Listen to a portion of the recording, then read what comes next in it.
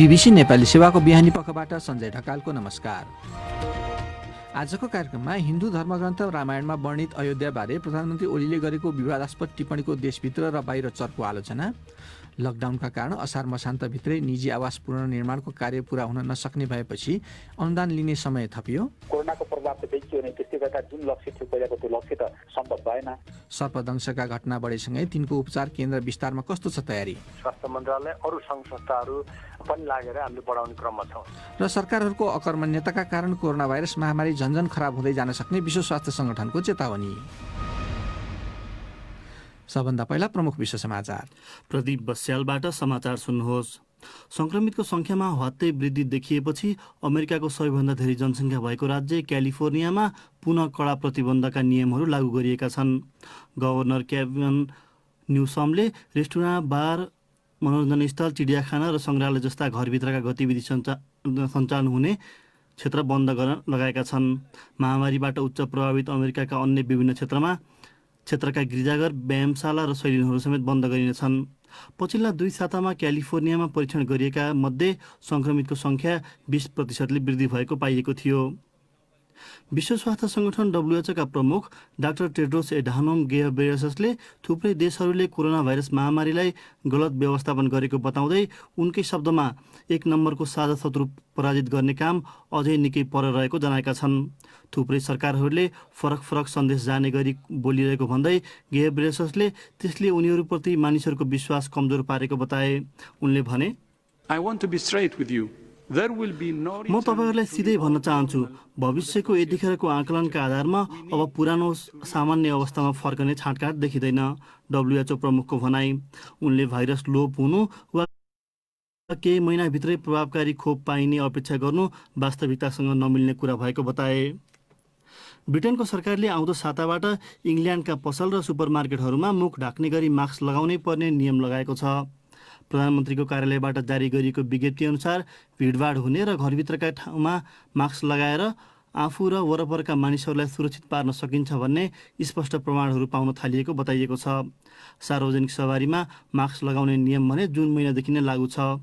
तर त्यसबारे कुराहरू राम्रोसँग प्रष्ट नपारिएको भन्दै सरकारको आलोचना हुने गरेको छ। अमेरिकी विदेश मन्त्री माइक पोम्पियोले साउथ चाइना सीमा स्रोतको दोहन गर्ने बेइजिङका कदमहरूको चर्को निन्दा गरेका छन्। पोम्पियोले त्यस क्षेत्र सम्बन्धी चीनका दाबी समेत गैर कानुनी रहेको बताए। उक्त अभिव्यक्तिलाई बेइजिङ विरुद्ध ट्रम्प प्रशासनबाट आएको पछिल्लो एउटा कडा कदमको रूपमा हेरिएको छ। ट्रम्प प्रशासनले नोभेम्बरमा हुने राष्ट्रपति निर्वाचन अघि चीनलाई बढ्दो रूपमा एउटा दुश्मनको संज्ञा दिन खोजेको देखिन्छ।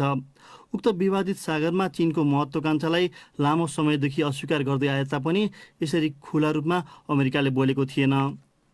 र गत साता कोरोना भाइरसबाट सङ्क्रमित बनेका ब्राजिलका राष्ट्रपति जैर बोल्सोनारोले अहिले आफूले राम्रो महसुस गरिरहेको बताएका छन्।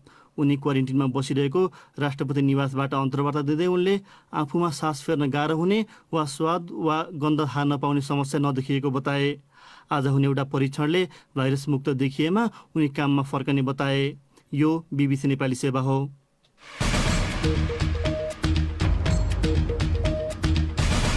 बिहानी पखमा यहाँलाई स्वागत छ। हिन्दू धर्मग्रन्थ रामायणमा वर्णित अयोध्या नेपालमा रहेको दावी गर्दै राम भारतका नभई नेपालका राजकुमार भएको अभिव्यक्ति दिएपछि प्रधानमन्त्री केपी शर्मा ओलीको देशभित्र र बाहिर चर्को आलोचना भएको छ। देशभित्र राजनीतिज्ञदेखि लिएर टिप्पणीकारहरूले सीमा विवादका कारण छिमेकी भारतसँगको सम्बन्ध चिसिएको बेला उनको यो पछिल्लो टिप्पणीले दुई देशको सम्बन्ध सुधार्नमा सघाउ पुग्ने चिन्ता व्यक्त गरेका छन्। भारतको सत्ताधारी भारतीय जनता पार्टीका प्रवक्ताले उक्त भनाइको निन्दा गरेका छन्। एक रिपोर्ट।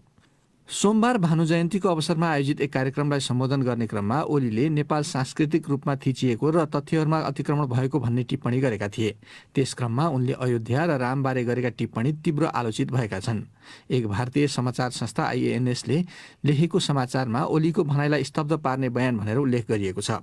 नेपाल भारत सम्बन्धमा उतार चढाव देखिएका बेला आएको उनको अभिव्यक्तिलाई देशभित्रै मानिसहरूले विश्वास नगरिरहेको भनेर उसले लेखेको छ।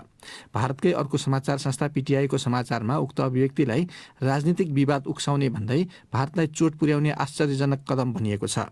सोही समाचारमा जनाइए अनुसार सत्तारूढ भारतीय जनता पार्टीका राष्ट्रिय प्रवक्ता विजय शंकर शास्त्रीले ओलीको भनाइको निन्दा गरेका छन्। उनले भगवान राम आस्थाको विषय हुन् र मानिसहरूले त्योसँग खेल्न कसैलाई दिने छैनन्, चाहे त्यो नेपालका प्रधानमन्त्री हुन् वा अन्य कोही भनेर भनेको उल्लेख गरिएको छ। NDTV.com मा प्रकाशित समाचारमा ओलीको अभिव्यक्तिले रामका अनुयायीहरूलाई उत्तेजित पार्ने देखिएको लेखिएको छ। देशभित्रै पनि उनको टिप्पणीलाई लिएर थुप्रै आलोचना भएका छन्। पूर्व प्रधानमन्त्री बाबुराम भट्टराईले ट्विट गर्दै उनको भनाइलाई व्यङ्ग्य गरेका छन् भने पूर्व परराष्ट्र मन्त्री कमल थापाले प्रधानमन्त्रीको स्तरबाट यस्ता उटपट्याङ कुरा आउनु सर्वथा अनुपयुक्त भनेका छन्। अर्का पूर्व परराष्ट्र मन्त्री रमेशनाथ पाण्डेले बेतुकका अभिव्यक्तिले लज्जित मात्र बनाउने भनेका छन्। प्रधानमन्त्री ओलीकै पूर्व प्रेस सल्लाहकार कुन्दन अर्याल तथा उनकै दलको विदेश विभागका उपप्रमुख विष्णु रिजालले पनि ट्विट गर्दै उनको भनाइप्रति प्रश्न उठाएका छन्। अर्को प्रसङ्ग, राष्ट्रिय पुनर्निर्माण प्राधिकरणले 5 वर्ष अघि गएको भूकम्पका कारण भत्किएका निजी घर निर्माणको लक्ष्य असार मसान्तमा पूरा हुन नसकेको भन्दै अनुदान लिने समय थपिएको जनाएको छ।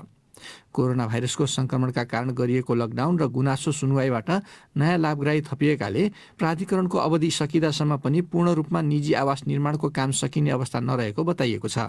प्राधिकरणको समयावधि यसै वर्षको पुस महिनासम्मका लागि मात्रै तोकिएको छ। सुनौ नेत्रकेशीको रिपोर्ट।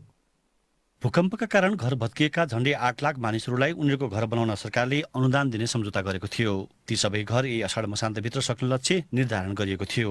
तर 110 दिनभन्दा बढी समयसम्म कोरोना भाइरसको रोकथाम र नियन्त्रणका लागि गरिएको लकडाउनका कारण अपेक्षा अनुरूप काम हुन नसकेको राष्ट्रिय पुनर्निर्माण प्राधिकरणले जनाएको छ, जसका कारण अषाढ मसान्तसम्म निजी आवास निर्माणको लक्ष्य पूरा नभएको र लाभग्राहीको सूचीमा परेकाहरूलाई अनुदान दिने कामलाई अर्को निर्णय नभएसम्मका लागि निरन्तरता दिएको प्राधिकरणका प्रमुख कार्यकारी अधिकृत सुशील गेवालीले बताए।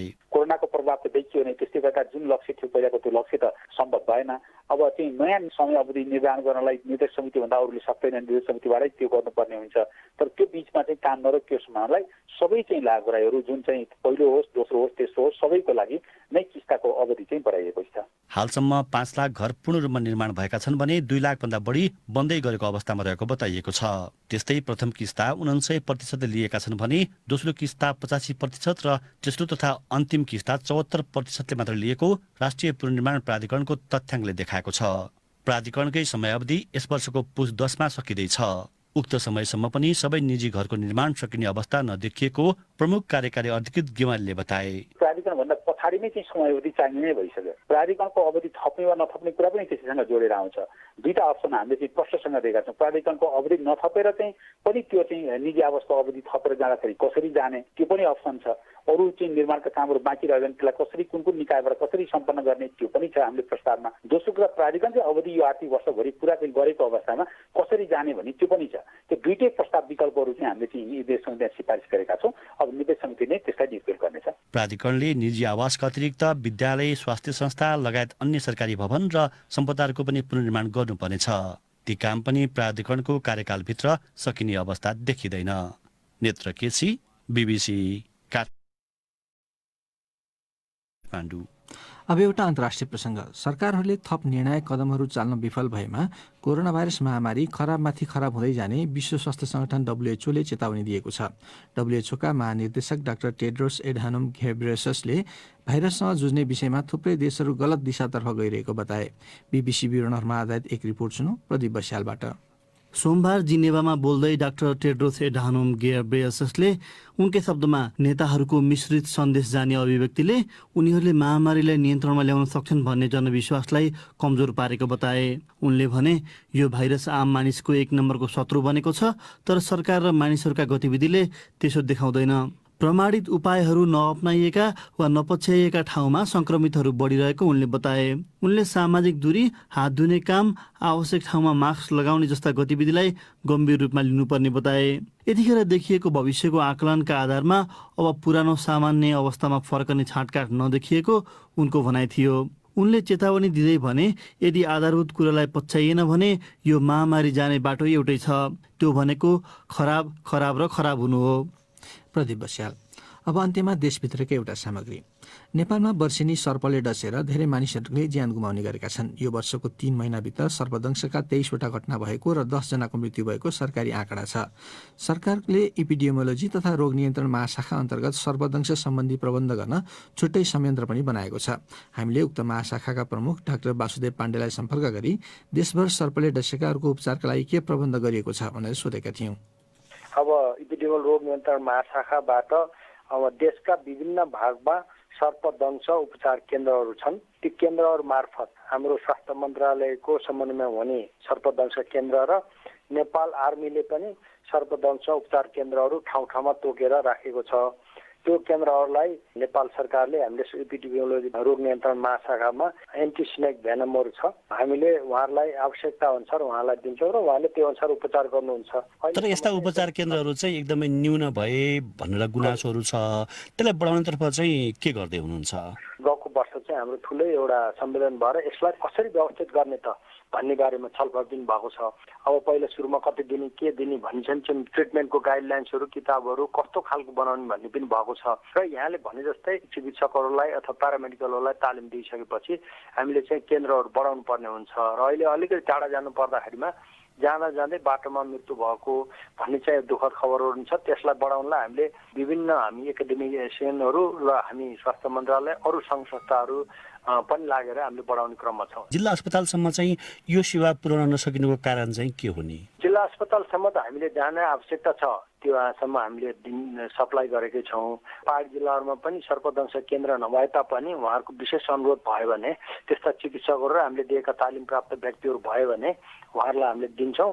अब त हाम्रो देशमा चिकित्सकहरू हामी हरेक पालिकामा एक चिकित्सक भन्ने हाम्रो त्यही उनीहरूलाई चाहिँ जहाँ जहाँ यस्ता समस्या भएकाहरू ठाउँमा उनीहरू छन् तिनीहरूलाई दक्ष बनाउने कुरा र त्यो सँगसँगै औषधिको उपलब्धता पनि प्रमुख कुरा हो नि, त्यो व्यवस्था गर्नेतर्फ सकिन्न र? औषधिको त हामीसँग केही समस्या छैन। अर्को 1 वर्षसम्मको लागि हामीले एन्टिस्नेक भेनम हामीसँग छ। अब एउटा समस्या के छ भने यो भारतमा बन्छ।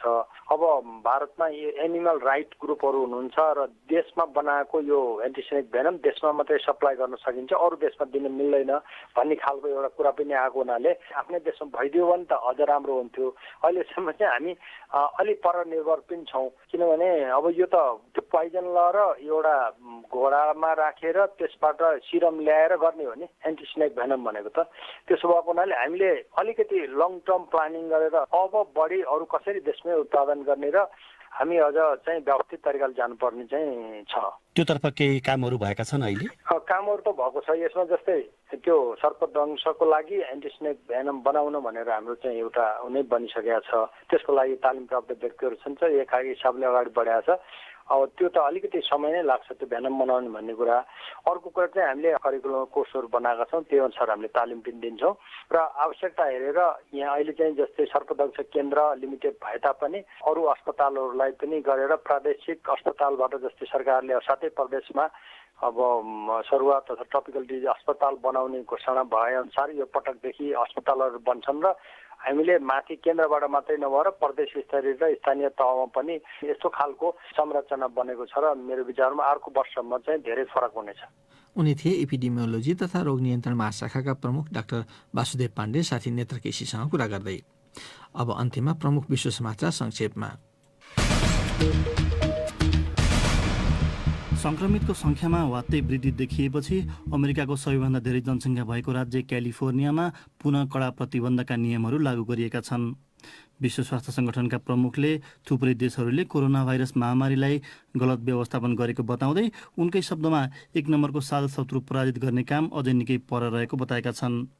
ब्रिटेनको सरकारले आउँदो साताबाट इङ्ल्यान्डका पसल र सुपरमार्केटहरूमा मुख ढाक्ने गरी मास्क लगाउनै पर्ने नियम लगाएको छ। अमेरिकी विदेश मन्त्री माइक पोम्पियोले साउथ चाइना सीमा स्रोतको दोहन गर्ने बेजिङका कदमहरूको चर्को निन्दा गरेका छन् र गत साता कोरोना भाइरसबाट सङ्क्रमित बनेका ब्राजिलका राष्ट्रपति जैर बोल्सोनारोले आफूले अहिले राम्रो महसुस गरिरहेको बताएका छन्।